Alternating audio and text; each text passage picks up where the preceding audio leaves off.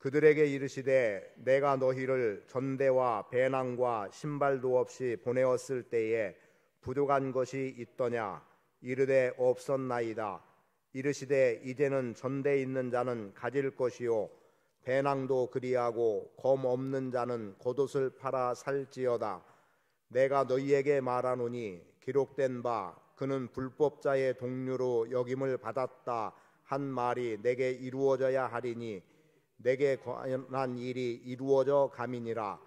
그들이 여짜오되 주여 보소서 여기 검 둘이 있나이다. 대답하시되 족하다 하시니라. 아멘.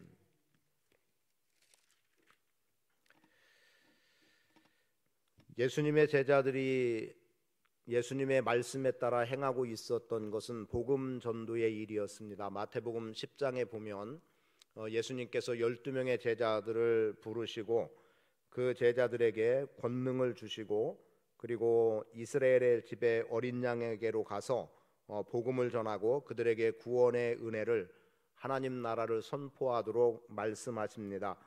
그리고 그런 사역을 감당해 나갈 수 있도록 병든 자들을 고치는 능력, 귀신을 쫓아내는 권세를 주셔서 그들이 주님께서 명하신 사역을 감당해 나가게 되는 거죠. 그런데 그때 예수님께서 하셨던 말씀 가운데 하나가 이런 말씀이었습니다. 10장 9절에 보면 너희 전대에 금이나 은이나 동을 가지지 말고 여행을 위하여 배낭이나 두보롯이나 신이나 지팡이를 가지지 말라. 이는 일꾼이 자기의 먹을 것 받는 것이 마땅하다라고 말씀합니다.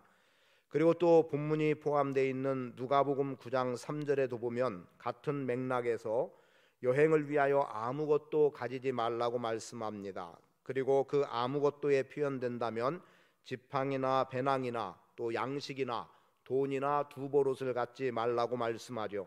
그리고 또 10장 4절에서도 말씀하기를 전대, 배낭, 신발을 가지지 말라고 말씀하셨습니다. 그렇게 말씀하신 이유는 무엇겠습니까? 예수님의 행하시는 일들 또 예수님의 가르치는 일들을 사람들이 다 보고 있는 거죠. 그래서 예수님께서 가르치시는 가르침에 대해서는 권세 있는 새 교훈이다. 왜냐하면 지금까지 들어보지 못했던 하나님 나라의 진리의 말씀과 그리고 그들이 어떻게 살아가야 되는 삶에 관한 말씀들을 지금 누구에게도 듣지 못했던 말씀으로 다가왔고 그리고 그런 말씀만으로도 놀라운 일들을 이루었기 때문에 권세 있는 새 교훈이라고 사람들은 받아들이게 됐습니다. 그리고 예수님의 인기라고 표현한다면 인기는 더할 나위 없이 많았던 것은 각색 병든 자들을 데리고 올 때마다 예수님은 그들을 고쳐주셨다는 거예요. 그래서 앞을 보지 못하는 사람은 보게 하셨고 그리고 귀가 들리지 않고 말을 하지 못하는 귀신 들린 자에 대해서는 그 귀신을 쫓아냄으로 인해서 들리게 하고 말을 하게 하시기도 하고 여하튼 예수님께서 행하신 일들을 앞뒤 굳이 순서를 보지 않는다고 한다면 여러 가지 일들이 지금 이미 사람들 앞에는 보여졌던 거죠. 심지어 죽은 자까지도 살리는 놀라운 능력을 행하고 계셨던 거예요. 그러면 그러한 예수님을 따르는 제자들은 어떨까요? 그 제자들도 당연히 사람들에 의해서 아마도 높임을 받을 수 있는 자리였고 예수님을 멸시하지 않는다면 예수님의 제자들도 멸시받을 이유가 없고 예수님께서 사람들에게 존귀하게 존대를 받는다면 그 존귀하신 예수님을 따르는 제자들도 당연히 어떻겠습니까? 존대를 받는 그러한 자리에 있었을 거예요.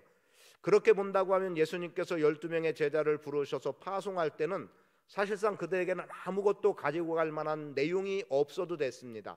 말 그대로 돈이나 옷이나 아니면 또 다른 지팡이를 포함한 여행에 필요하다고 여겨지는 여행에 필요한 것을 왜 준비합니까? 여행 중에 먹을 것이 필요하고 써야 될 돈이 필요하고 안전을 위해서 어떤 수단들이 필요한데 그러한 모든 것 다 필요 없다는 거예요. 왜냐하면 너희들이 가는 곳곳에서 그들이 너희를 영접해 드림으로 인해서 너희의 필요가 다 채워질 수 있다라고 보면 되는 거죠. 저도 지난주에 여행을 갔다 왔지요. 물론 관광이라는 개념의 여행은 아니었습니다만 가기 전에 무엇을 준비해야 되는지를 아무런 사전에 고지가 없었어요. 그래서 제가 이제 물었죠.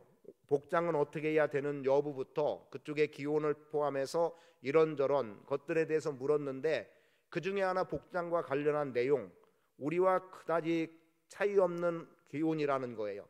그런데 그러한 기온 속에서 젊은 사람들은 반팔을 입기도 하고 그리고 여전히 겨울 후드티를 입는 사람들도 있다는 거예요. 그러면 온도차가 크겠다는 생각을 하게 됐고, 그래서 저는 겨울옷 한 벌과 그리고 요즘 입을 만한 것까지 해서 그래서 가방을 좀 크게 작지만 캐리어를 가지고 갔어요. 그런데 이제 일행을 만났는데 그분들은 간단한 가방 하나 짊어매고 온 거예요. 그때 제가 무슨 생각을 했냐면 여행을 많이 해본 사람들, 그 중에 하나는 이제 선교사님이기 때문에 선교회 총무가 선교사로 있다가 안식년 맞아서 총무회 일을 하고 있기 때문에 많은 여행을 한 거죠. 여기저기 곳곳에 선교지에 다녔기 때문에 그래, 여행을 많이 한 사람들은 저렇게 간단하게 짊어매고 가는구나. 그리고 이제 갔어요. 갔는데 정작 제가 준비한 겨울옷은 입을 이유가 없었습니다. 그냥 있는 옷만으로도 하나 벗으면 더울 때 벗으면 됐고 조금 선선하다 싶으면 겉옷 하나 걸치면 됐고 그런 거였어요. 그러니까 지금 저 같은 경우는 이런저런 염려라면 염려죠. 뭘 준비할까? 그런데 그 당시 예수님께서 제자들을 파송할 당시는 그런 게 필요 없었기 때문에 여행을 위하여 아무것도 가지지 말라라고 말씀했어요. 그런데 지금 말씀해 보니까 뭐라고 기록이 되고 있습니까? 지금 말씀해 보면 35절에 예수님이 제자들에게 묻는 거예요. 내가 너희를 전대와 배낭과 신발도 없이 보냈을 때, 그때가 바로 마태복음 10장 혹은 누가복음 9장 10장에 해당되는 지금까지 말씀드린 내용이에요. 그런데 그때 너희에게 부족한 것 있더냐? 그랬더니 제자들이 뭐라고 대답합니까? 없었습니다. 그러니까 그때는 전혀 부족한 게 없었어요. 그런데 지금 예수님이 36절에 말씀하기를 이르시되 이제는 전대에 있는 자는 가질 것이요 배낭도 그리하고 검 없는 자는 겉옷을 팔아 살지어다 라고 말해요. 자, 돈 주머니, 그러니까 지갑 있는 사람 지갑 제참하고 그리고 가방 있는 사람 가방도 준비하고, 그런데 앞에서 그냥 보낼 때에 아무것도 가지지 말라고 말했던 내용 가운데 들지 않았던 하나가 들어가고 있어요. 검 없는 자는 겉옷을 팔아 사라라고 말씀하고 있어요. 그럼 예수님께서 왜 지금은, 전에는 다 그냥 보내고 지금은 다 준비하라고 말하면서 겉옷을 팔아서 검 없는 사람은 검을 사라고까지 말씀하고 있을까라는 겁니다. 자, 다시 앞으로 와서 여행, 자, 무엇을 준비해야 되느냐는 것은 우리가 각자가 생각하는 일입니다. 돈은 얼마나 준비하면 될 것이고, 옷은 어떤 옷을 준비하면 될 것이고, 또 누구를 만나거나 어떤 일들이 있을 때 어떤 것들을 준비하면 좋겠다라고 생각하고 여행 가방을 준비하는 거예요. 그런데 예수님께서 지금 앞에는 그냥 보냈어요. 그런데 그때의 보냄을 굳이 표현한다면 그들의 영역이 어디입니까? 사마리아인의 고을로도 이방인의 마을로도 가지 말고 어디로 가라? 차라리 이스라엘의 잃어버린 양에게로 가라고 말씀했어요. 제자들의 영역은 어디까지였습니까? 유대 땅까지라고 보면 됐어요. 그렇게 보낼 때는 다른 어떤 준비할 것이 없었지만 이제 예수님께서 십자가를 지시고 그리고 이제 다시 부활하시고 승천하신 이후에 예수님의 제자들이 나아가야 될 영역은 이 영역을 훨씬 뛰어넘는 겁니다. 이제는 사마리아인의 고을로도 가야 될 것이고 이방인의 땅으로 가야 될 것이고, 지금 우리가 말하는 대로 땅끝이라고 하는 개념까지를 제자들은 가야 되는 거예요. 물론 그들의 걸음이 땅끝까지 미치지는 못한다 하더라도 무엇이 땅끝까지 미쳐야 돼요? 우리의 전할 복음이, 예수의 십자가의 죽으심이 땅끝까지 미쳐야 되기 때문에 사도행전 1장 8절에서는 무엇라고 말하고 있습니까? 예루살렘과 온 유대와 사마리아와 땅끝까지 이르러 내 증인이 되라고 말씀하는 이 내용이 지금 예수님께서 십자가를 지시기 직전에 제자들에게 그 여행을 준비하도록 지금 권고의 말씀으로 주시는 것이라는 사실입니다. 예수님의 죽으심 이후에나 되어져야 될 일이긴 하지만 예수님은 그때를 위하여 지금 여행을 위하여 준비하라는 거예요. 굳이 표현한다면 이 여행은 단순히 관광이 아니라 우리의 지금 표현 선교 여행이라고 말하면 될 것이고 선교 사역이라고 말하면 될 겁니다. 이 일을 준비하라고 예수님은 말씀하는 거예요. 당신의 죽음이 임박합니다. 고난이 다가오게 됩니다. 그래서 당신을 염려해야 되는 그 시점임에도 불구하고, 그래서 가장 고통스러움을 받아들여야 되는 그 상황임에도 불구하고 예수님께서는 당신의 그 고난에 매여 있는 모습이 아니라 이 고난을 뛰어넘어서 앞으로 제자들이 어떤 길을 가야 할지, 그런데 그 제자들이 가야 할 그 길에도 뭐가 있는 거예요? 고난이 있는 거예요. 어찌 보면 고난이라고 말하는 것은 너무나도 쉬운 이야기일 수 있습니다. 왜냐하면 지금 검을 준비하라고 말씀하고 있거든요. 그런 검을 준비한다라고 하는 의미는 앞으로 이들이 대적자들이 생길 것이라는 거고, 너희들에게는 생명의 위협이 있을 것이라는 거고, 너희의 안전이 보장되지 못한다라고 하는 의미가 담겨 있을 거예요. 이들이 검을 준비해서 검을 가지고 먼저 사용해서 어떻게 우리가 무엇을 정복하자, 혁명을 일으키자, 뭐 전복시키자, 이런 의미가 아니죠.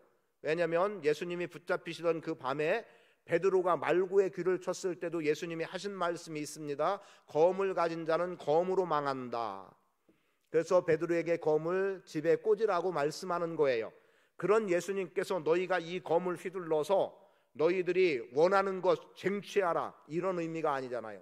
그럼 이 검은 그들의 최소한의 안전을 준비하는 일이 되는 거고, 그리고 검을 준비하라는 말씀에는 실질적인 검도 검일 수 있겠지만 뭐예요? 너희의 생명의 위협이 있을 수 있는 것 대비하라. 그리고 그것까지도 감내해야 된다. 그런 고난이 오더라도 너희는 복음의 말씀을 가지고 나가야 된다라고 하는 의미가 더 깊게 담겨 있다고 보는 이유는, 자, 뭐라고 말씀합니까?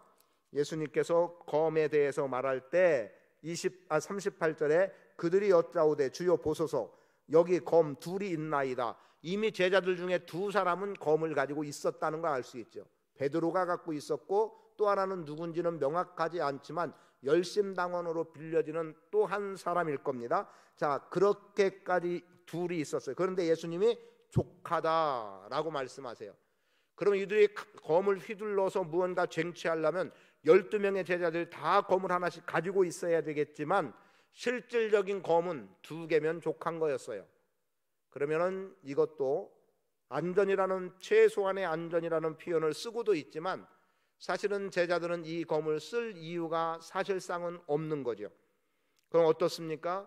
그들은 복음을 증거하기 위해서 필요한 갖가지의 것들을 준비하는 속에 최소한 그들의 마음의 중심에 우리가 복음으로 인하여 겪게 될 어떤 고난들, 앞으로 내 생명의 위협이 있어도 그 생명의 위협을 감당해 나가야 된다라고 하는, 그래서 보다 더 사명이 투철한 모습들을 가질 수 있게 하고 있다고 봅니다.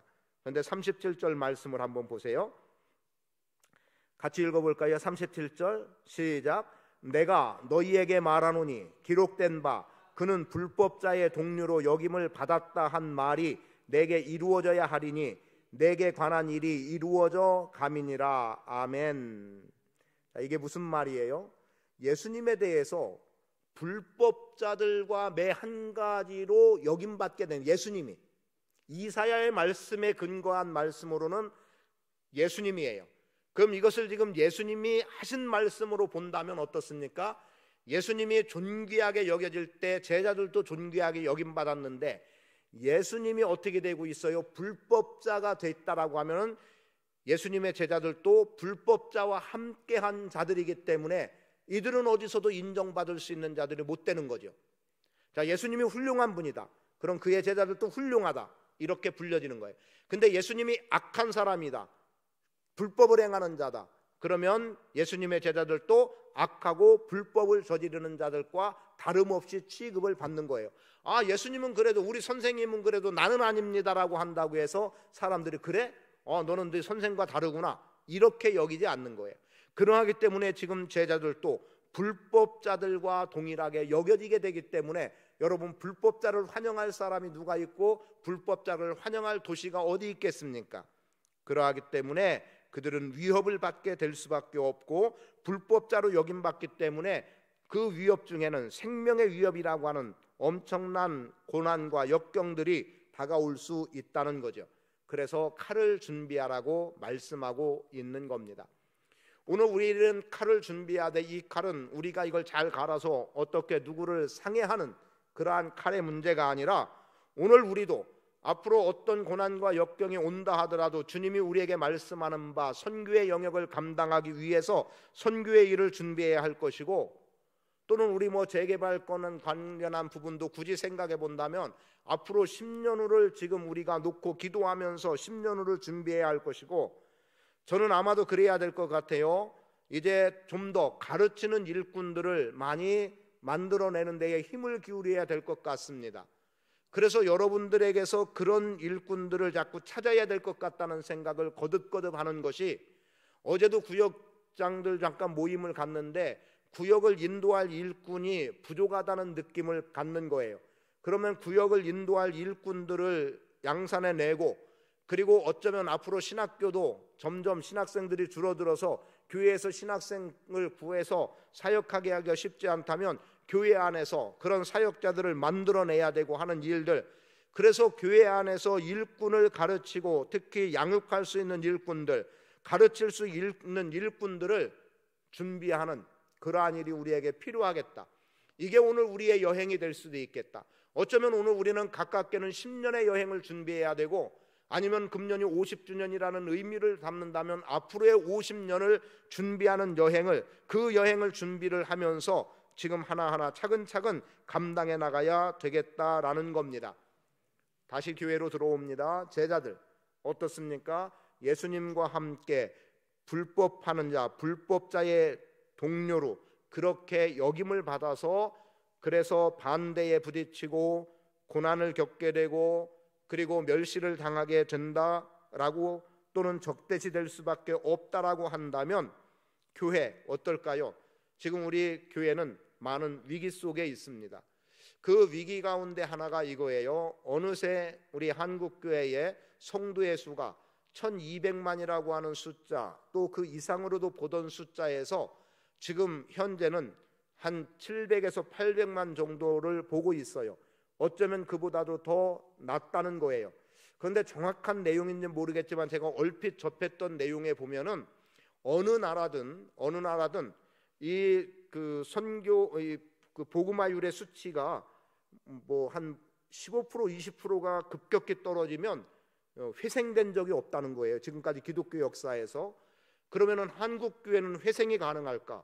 아주 부정적으로 보면 회생할 수가 없다라고 보는 거예요.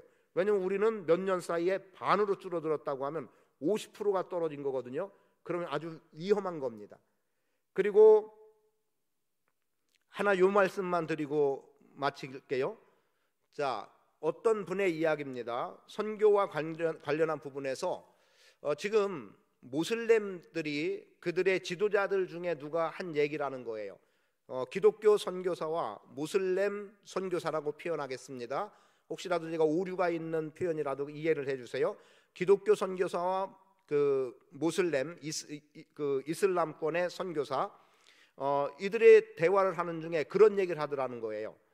왜 기독교는 모슬렘의 성지, 모슬렘의 근원지를 공략하지 않고 있냐? 우리는 유럽을 공략했고 미국을 공략했고 지금 한국을 공략하고 있지 않냐? 왜요? 한국이 기독교의 성지고 발원지는 아니지만 한국이 그만큼의 엄청난 복음화율과 선교의 일을 감당했단 말이에요. 그러니까 지금 이들은 그런 거점을 공략해 들어가서 우리나라에도 지금 모슬렘들이 엄청나게 많이 들어와 있거든요. 그래서 사원이 생겨지고 그러는 판이 아닙니까? 그런데 그러더라는 거예요. 니네가 아무리 말레이시아를 가고 인도네시아를 가고 그런 데 가서 복음을 전한다고 해서 거기서 모슬렘들 그건 아무것도 아니다. 왜 자기들이 나라를 국한해서 표현하기 참 어렵습니다만 말 그대로 터키라는, 또는 이란, 사우디아라비아, 왜 이런 막강한 지역에는 선교사들이 왜 안 들어가고 있느냐는 이야기를 하더라는 겁니다. 제가 그 말에 충격을 받았어요. 아하, 그렇구나. 결국 기독교의 선교사들이, 개신교의 선교사들이 목숨을 걸고라도 정말 이슬람 세력이 막강한 그곳으로 들어가지 않으면 결국은 이슬람 세력의 뒤질 수밖에 없고 덮일 수밖에 없겠구나라는 생각을 하게 된 거예요. 그러니까 쉬운 말로 말하면 왜 너희는 변방에서만 선교하고 있느냐는 거예요. 우리는 많은 선교사들이 영어권이라고 하는 필리핀이 사실상 그런 쪽이 많이 가요. 그리고 우리나라보다 더 좋은 환경이라는 데로도 선교사들이 가고 있어요. 물론 그들은 각자가 하나님의 부르심이라는 것 때문에 가고 있습니다만, 어떻게 보면 한국교회가 다시 한번 이런 말 한마디에 정말 도전을 받고 목숨을 걸고 죽을 각오를 하고, 그래서 하루 복음 전하고 죽을지언정 그런 데로 가지 않으면 결국 기독교는 쇠퇴할 수밖에 없겠구나라고 하는 그런 도전적인, 여러분 우리가 잘 생각해야 됩니다. 그 소리를 들어보니까 정말 그런 것 같아요. 우리는 제도 때문에 못 들어간다고 말하고 있지만, 그래도 지금 시리아에 우리 교단의 선교사가 한 명도 없다고 그러거든요. 물론 그들의 정책 때문에 들어갈 수가 없기 때문에 요르단이나 이런 데에서 선교사들이 사역을 거점을 갖고 시리아로 들어가긴 해요. 그러나 그곳에 거점 삼고 하는 사역은 없다는 거죠.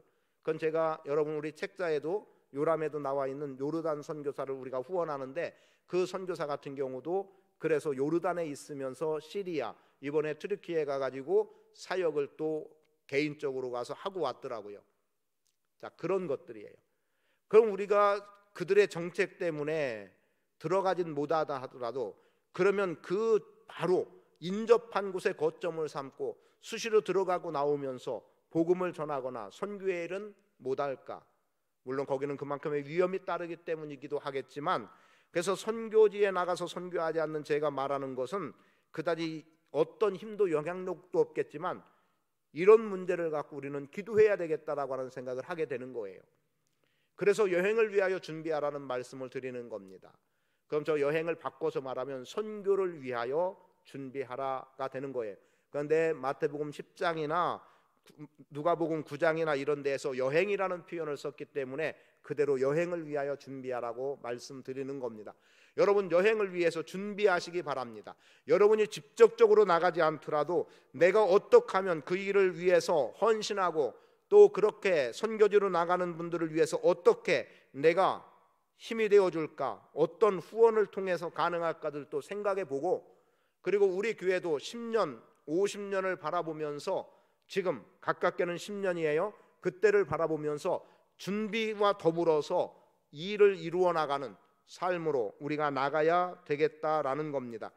그래서 저는 우리 교회로 국한시킨다면 일꾼 준비와 선교의 일을 준비하는 일, 그리고 교회가 무엇인가를 바르게 인식하는 작업부터 우리가 해 나가야 되겠다는 생각을 갖고, 빠르면 4월부터 교회가 무엇인지를 함께 말씀을 좀 나누면서 진정한 주님이 원하는 교회를 그려나가고 또 세워나가는 그러한 작업을 하고 싶습니다. 여러분 여행을 위하여 준비하는 자 되시기를 축복합니다.